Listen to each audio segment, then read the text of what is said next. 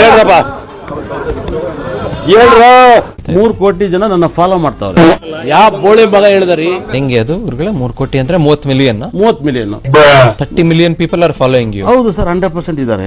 ನೋಡಿ ಸರ್ ಎಷ್ಟು ಜನ ಇದ್ದಾರೆ ಇಲ್ಲಿ, ಕಾಣ್ತೈತಲ್ಲ 30 ಮಿಲಿಯನ್ ಇದೆ. ಎಷ್ಟಿದ್ದಾರೆ ಕಾಣ್ತೈತಾ? ವ್ಯೂಸ್ ಗುರುಗಳೇ,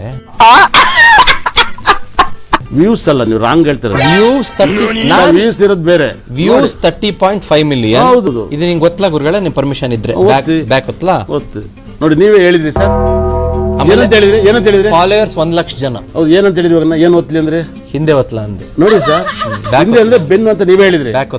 ಇವಾಗ ಬ್ಯಾಕ್ ಅಂದ್ರಿ, ಹಿಂದೆ ಬೆನ್ನು ಅಂದಿದ್ದಕ್ಕೆ ನೀವು ಅದು ಬ್ಯಾಕ್ ಬೆನ್ನು ಅಂದ್ರಿ. ನೋಡಿ ಸರ್, ನೀವೇ ಹೆಂಗ್ ಮಾತಾಡಿದ್ರಿ? ನೀವು ಟಿಕಾ ಅಂದ್ರಲ್ಲ, ಅದಕ್ಕೆ ಕೇಳ್ತಾ ಇರೋದು ಪ್ರಶ್ನೆ.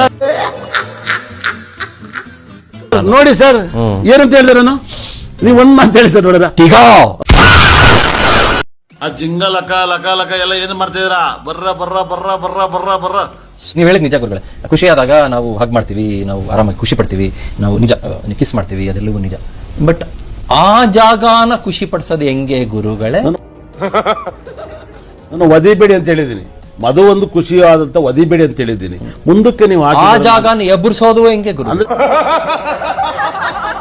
ಅಂದ್ರೆ ಒದ್ದು ಕೋಪ ಬರ್ಸ್ಬೇಡಿ ಅಂತ ಹೇಳ್ತೀನಿ. ಆ ಜಾಗ ಅಲ್ಲ, ಆ ಜಾಗನ ಎಬ್ಬರಿಸಬೇಡಿ ಅಂದ್ರೆ ಅದು ಹೆಂಗೆ ಎದ್ದು ಬಿಡುತ್ತೆ ಅದು ಅಂತ ನನ್ಗೆ ಗೊತ್ತಾಗ್ಲಿಲ್ಲಪ್ಪ. ಅದನ್ನೇ ಹಿಂಗೆ ಹೇಳ್ತದ?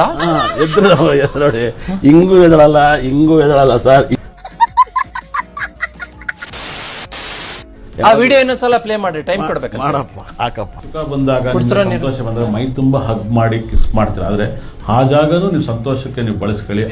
ಮುಂಡೆ ಮಕ್ಕಳ ಹಗ್ ಮಾಡಿ ಖುಷಿ ಪಡಿ, ನೀವು ಫೈನಾನ್ಸ್ ಡೆವಲಪ್ಮೆಂಟ್ ಆಗುತ್ತೆ. ಒಂದ್ ನಿಮಿಷ ನಿಲ್ಸ್ರಿ.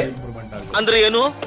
ಈ ಪಾಯಿಂಟ್ ನ ಇಟ್ಕೊಂಡು ನಾನು ರುಬ್ಬೇಕು ಅಂತ ಮಾಡಿದ್ಯಾ? ಆ ಜಾಗನು ಸಂತೋಷಕ್ಕೆ ಬಳಸ್ಕೊಳ್ಳಿ, ಹಗ್ ಮಾಡಿ ಖುಷಿ ಪಡಿ. ಆ ಜಾಗ ನಾವು ಯಾರು ದುಡ್ಕೊಂಡೋಗಿ ಹಗ್ ಮಾಡ್ಬೇಕು ಗುರುಗಳೇ?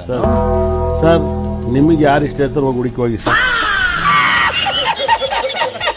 ತಗೊಂಡಾಗ ಊರಲ್ಲಿರೋ ಹಣ್ಣು ಹಗ್ ಮಾಡಿ ಅಂತ ಹೇಳಿದಕ್ಕೆ ನಿಮ್ಗೇನು ವಿಷಾದ ಇಲ್ಲ?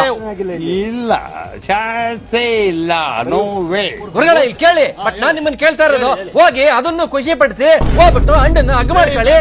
ಅದನ್ನ ಏನ್ ನೀವೇ ಹೇಳಿದಲ್ವಾ? ಅದನ್ನ ಫುಲ್ ಕೇಳ್ರಿ. ಫುಲ್ ಕೇಳಿದ್ದೆ. ನೋಡಿ ಸರ್, ಬಹಳ ಚೆನ್ನಾಗಿ ಅರ್ಥ ಮಾಡ್ಕೊಳ್ಳಿ. ನಾನು ಒದಿಬೇಡಿ ಹೊಡಿಬೇಡಿ ಎಲ್ಲರೂ ಬೋಧನೆ ಮಾಡ್ತಾರೆ ಸರ್. ಆಮೇಲೆ ಏನು ಇಲ್ಲ, ಆಮೇಲೆ ಸರ್ ಅದು ಆಮೇಲೆ ಹಗ್ ಮಾಡ್ಕೊಂಡ್ಬಿಡ್ಬೇಕಾ? ದೊಡ್ಡವ್ರು ನಿಮ್ಗೆ ಗೊತ್ತಿರುತ್ತಾನೆ, ಅದ್ ನಿಮ್ಗೆ ಗೊತ್ತಿರುತ್ತಾನೆ. ನೀವು ದೊಡ್ಡವ್ರು ನಿಮ್ಗೆ ಗೊತ್ತಿರುತ್ತಾನೆ. ಅದೇ ಹಗ್ ಮಾಡ್ಕೊಳ್ಳೋದೇನು? ಏನ್ ಹಗ್ ಮಾಡ್ಕೊಳ್ಳೋದ? ಏನ್ ಹಗ್ ಮಾಡ್ಕೊಂಡ್ಬಿಡ್ತೀವಿ?